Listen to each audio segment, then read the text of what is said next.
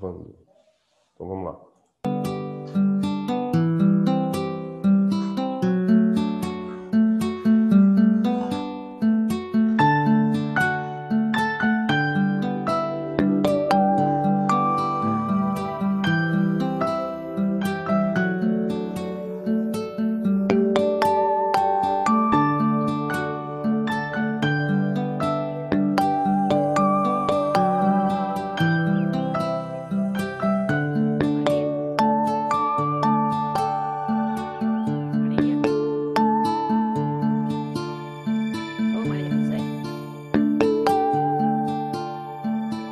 Maria José.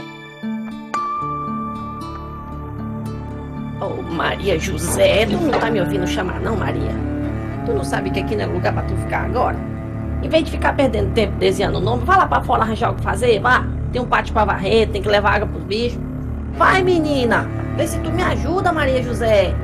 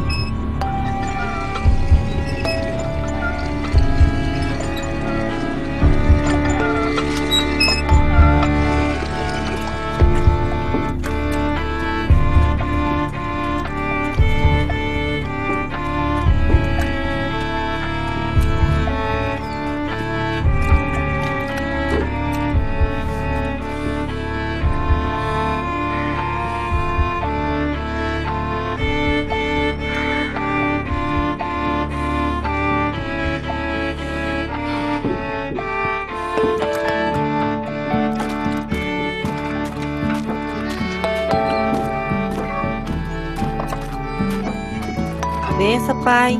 Deus abençoe. Tudo bom, Maria? Tudo bom, Antônio? Vem aqui, deixa que eu levo. Não precisa não, Antônio.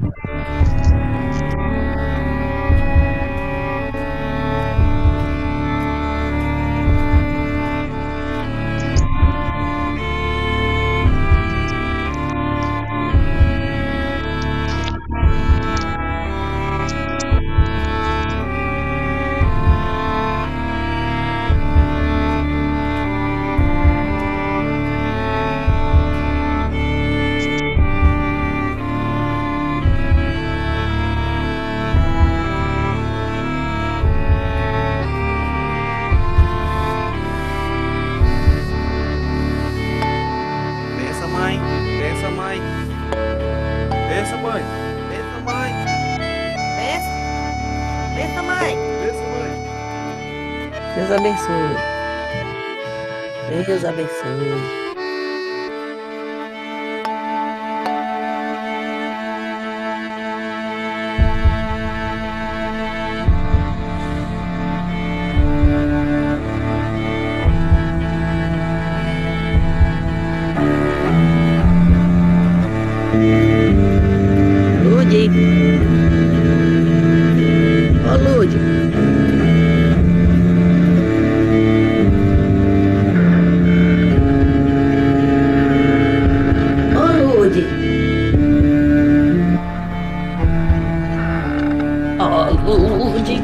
ouvindo chamar, não, Lourdes?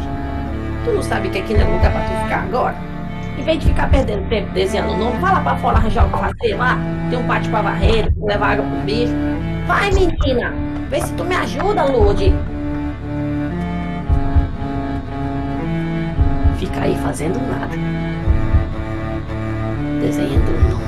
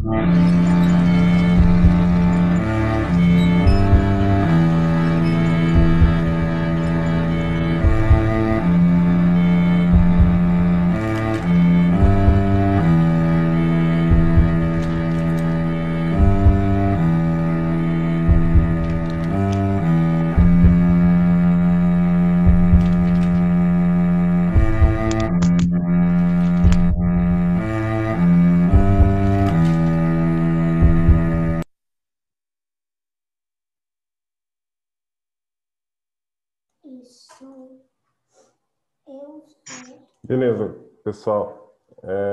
Esse vídeo aqui, a gente trabalhou ele no tempo do planejamento, antes de vocês voltarem para os grupos. Eu achei ele interessante e eu quis trazer ele para a gente fazer uma breve reflexão aqui antes de começar o nosso conteúdo. Aí eu queria ouvir 5 pessoas pudesse falar sobre o vídeo, as suas impressões, o que mais chamou atenção nesse vídeo. Enfim, quem se voluntaria para poder fazer isso? Que, tipo, na hora que elas falaram pra elas largar aquilo lá que elas estavam fazendo, largar de escrever e fazer as obrigações, elas acharam ruim. Mas quando eu esteve no mesmo lugar, fizeram a mesma coisa. Isso eu achei muito paia. Porque, né, achou ruim quando foi com ela, mas fez a mesma coisa comigo. A história se repetiu, né?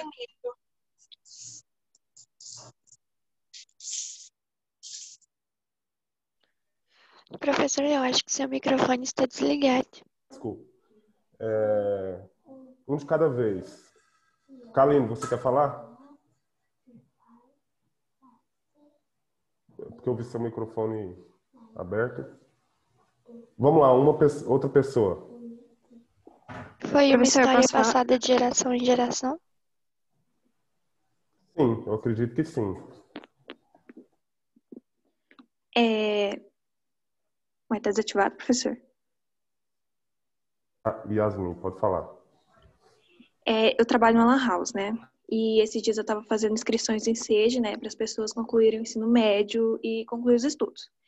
E lá tem um questionário socioeconômico que fala por que você abandonou os estudos, o que te levou a abandonar. E a maioria era questão de morar em área urbana, falta de escola, falta de incentivo familiar, falta de condição financeira, escola muito longe, muita questão também que foi abordada no vídeo.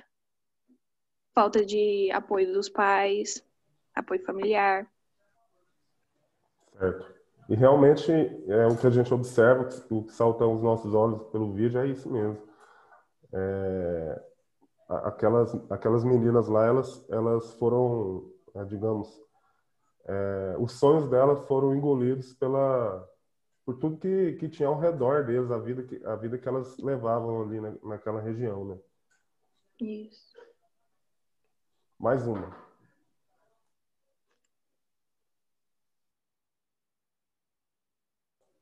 Mais alguém?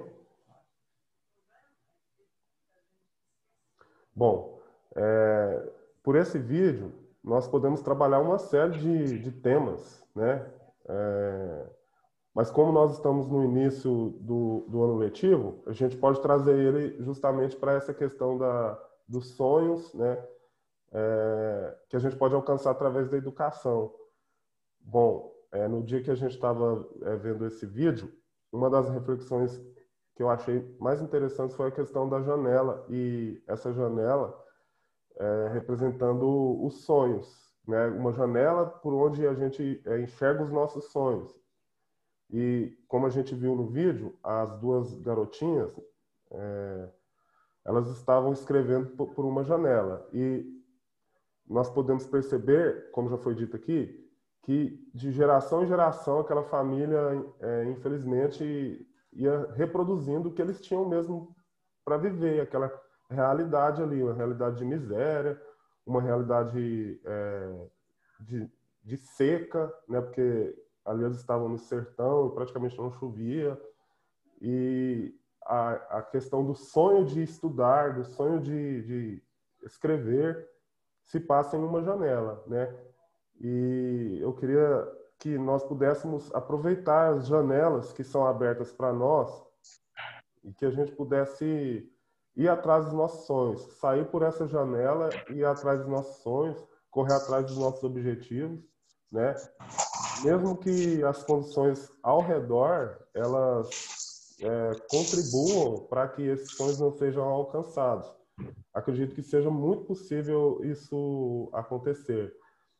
Mesmo que a gente seja de uma condição social inferior, mesmo que a gente tenha que trabalhar, porque eu, por exemplo, a minha realidade foi essa. Eu tive que trabalhar e durante algum tempo eu deixei os meus estudos, mas depois eu retornei e quando eu acordei eu consegui conquistar um monte de sonhos. Então, mesmo que as condições ao nosso redor elas contribuam para que os nossos sonhos não sejam alcançados, que a gente tenha força e que a gente busque, que a gente corra atrás desses objetivos que nós temos para as nossas vidas. Ok, galerinha? Kalina, eu fechei seu microfone porque ele estava aberto, tá? Se você quiser falar, pode abrir. Mais alguma coisa, galera?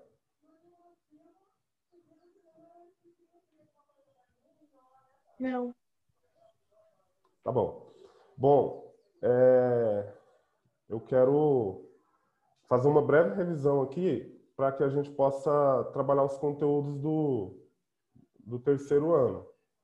Só lembrando que o que a gente vai ver no terceiro ano agora foi o que vocês viram no nono ano. Então, a gente vai estudar a República no Brasil, né? Então, a gente vai estudar a República do Café com Leite, depois a Era Vargas.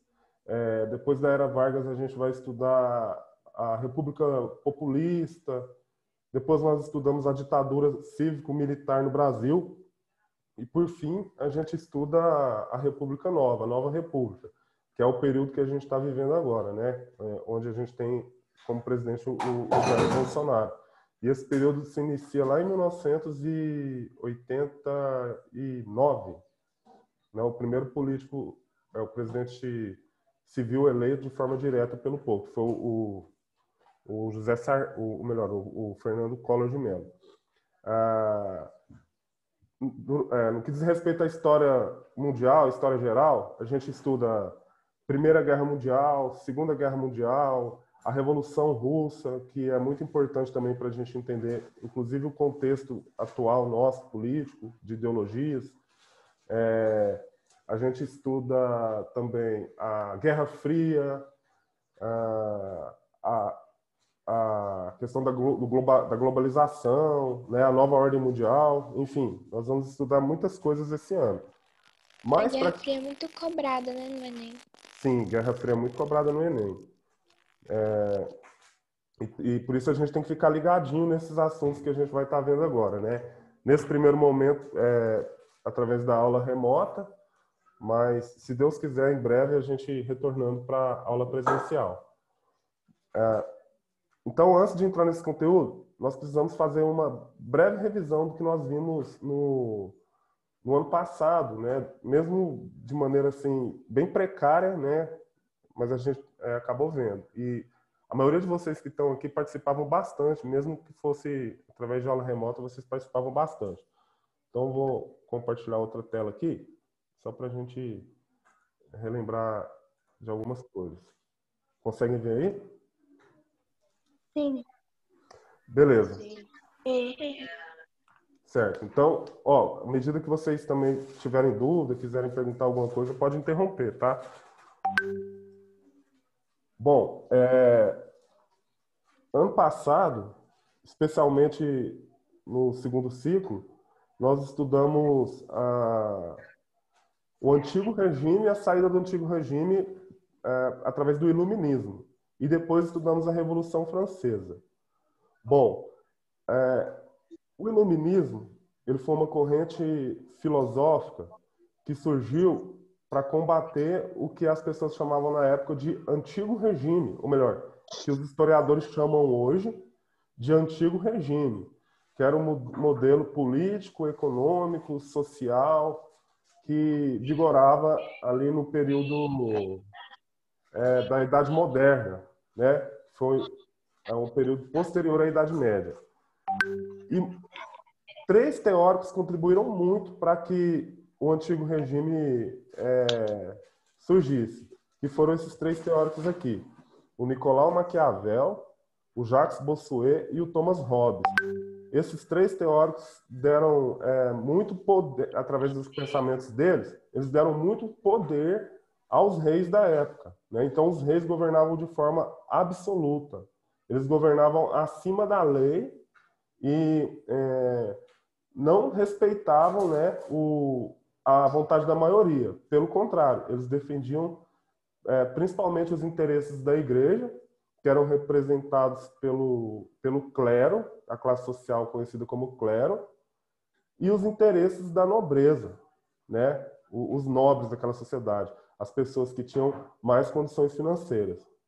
Então, a maioria da população, né, os pobres, vamos dizer assim, eles não tinham representação nenhuma na figura do rei, que governava principalmente para os nobres e para o clero, ok? Então nós temos aí, o Nicolau Maquiavel, que foi um filósofo que surgiu na região de Florença, na Itália, né? Dele veio uma frase famosa que diz que os fins justificam os meios. Não importa os meios que eu utilize para chegar ao poder. Porque para chegar ao poder, ou seja, para chegar no meu fim, na minha finalidade, que é chegar ao poder, qualquer tipo de coisa que o rei ou o príncipe utilize é justificado, né? Então, isso para dar força ao rei. Principalmente porque estava saindo de um período feudal, onde existiam vários e vários senhores feudais, e indo para um período monárquico, onde agora vai ter apenas um rei mandando no país. Então, esse rei precisa de ter força. Então, são criadas teorias para dar força para esse rei, para os senhores feudais enfraquecerem, perderem o seu poder. Aí o outro é o Jacques Bossuet. O Jacques Bossuet, ele criou a teoria do direito divino dos reis. O rei é rei porque Deus colocou ele no poder. Então, as pessoas devem obedecê-lo a ele, porque se obedecerem ao rei, estarão obedecendo de forma indireta ao próprio Deus. E se o rei fizer alguma merda, ele vai responder diante de Deus e não diante dos homens. E o outro era o Thomas Hobbes, que escreveu o livro Leviatã, e ele dizia que para que a sociedade ela não caminhasse para a barbárie, as pessoas matando uns aos outros, era necessário que as pessoas abrissem mão do seu direito e entregassem na mão de um rei para o rei governar e criar regras para essa sociedade funcionar, certo? Então, esses 3 caras foram teóricos do absolutismo que deram muito poder ao rei. E, por conta disso, a sociedade era muito injusta, porque o rei tinha esse poder todo. Beleza? Aí, em um dado momento... Ok. Em um dado momento, lá já no século XVII, final do século XVII, partindo para o século XVIII, surge um movimento filosófico chamado Iluminismo. E o Iluminismo ele tem o objetivo de a destruir esse antigo regime, destruir esse absolutismo e tentar fazer uma sociedade mais justa, uma sociedade onde todas as pessoas participem, onde os direitos sejam garantidos para todos e não apenas para uma classe social. Então, a gente tem essas características aqui dos filósofos, né? Eles eram progressistas, esclarecidos, criticavam a igreja e o clero, que é a classe social que representava a igreja. Eles acreditavam em Deus, na natureza e no homem, e tem alguns erros aqui gráficos, como aqui está a liberdade, né? Você sabe. E eles defendiam com muita força a liberdade de expressão. Haja visto que no antigo regime não existia liberdade de expressão, né? Você não podia sair falando o que você quisesse, né? Porque senão você poderia ser preso. Principalmente se fosse coisas contra o que o governo defendia. E você também, por exemplo, não podia escolher a religião que você queria seguir, né? Se você fosse da Umbanda ou judeu, por exemplo, você poderia até perder sua vida em determinadas situações. Aí aqui tem 3 filósofos importantes desse período. O Voltaire, olha a frase que está aqui nesse slide. Posso não concordar com uma única palavra do que dizes, mas defenderei até a morte o direito de dizê-la. Então, isso é democracia, né? Isso é liberdade de expressão. Eu posso não concordar com o que você fala, mas eu sou capaz de entregar minha própria vida para garantir o direito de você defender a sua ideia, né? Então, isso foi um avanço muito grande naquela época. O Rousseau, Jean-Jacques Rousseau, ele criou essa obra aqui, O Contrato Social. Ele critica o absolutismo, ele defende a liberdade dos homens, na medida em que todos os homens nascem iguais e com liberdade. E ele defende a democracia, ou seja, que o povo escolha os seus representantes e que esses representantes defendam os direitos do povo, e não somente da nobreza e do clero, como a gente viu no período do Antigo Regime. E o Barão de Montesquieu, ele, através dos escritos dele, surgiu essa ideia da divisão dos 3 poderes, o legislativo, o executivo e o judiciário. E ainda, essa divisão limita o poder dos governantes, certo? E eles também sugerem um conjunto de leis que são as constituições dos países. E a gente tem a nossa Constituição, vocês sabem disso. Alguma dúvida até aqui? Não. Tá.